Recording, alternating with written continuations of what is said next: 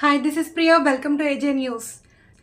తన భర్త వేరే మహిళతో అక్రమ సంబంధం పెట్టుకోగా రెడ్ హ్యాండెడ్గా పట్టుకున్న భార్య. ఘటన హైదరాబాద్లోని వనస్థలీపురంలో అర్ధరాత్రి చోటు చేసుకుంది.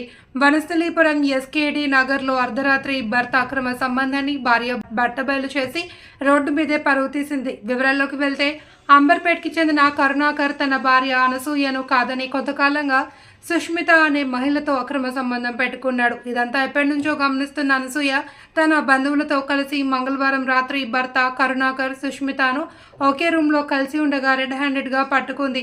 సుష్మితను భర్త చితకబాది పోలీసులకు అప్పచెప్పారు. తన భర్త కరుణాకర్ అలాగే సుష్మితపై చర్యలు తీసుకోవాలి అని వనస్థలీపురంలో ఫిర్యాదు చేసింది.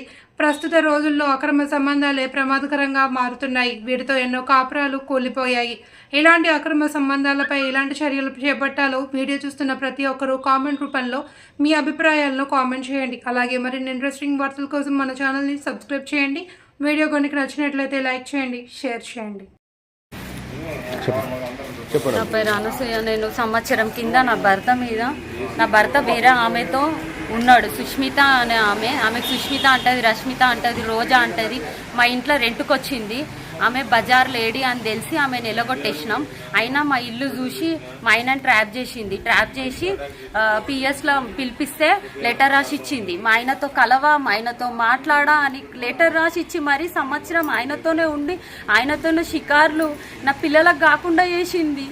లెటర్లు రాస్తున్నారు, ఇష్టం వచ్చినట్టు తిరుగుతున్నాడు. న్యాయం లేదు సార్, ఎక్కడ పోయినా న్యాయం లేదు. బజార్ ఆడోళ్ళకే న్యాయం ఉంది, సంసారం చేసే ఆడోళ్ళకి న్యాయం లేదు సార్. నాకు 2 బిడ్డలు.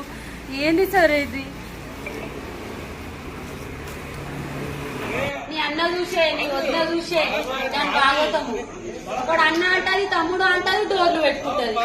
మరి అన్న తమ్ముడు అయితే డోర్లు పెట్టుకొని ఏం చేస్తారా? మళ్ళా డోర్లు పెట్టుకొని చేసేది ఏముంటది రా పొద్దున పూట? ఈ ఇంటి ఓనర్స్ ఎవరు? అదే కదా, డోర్ తీపియచ్చు కదా సార్.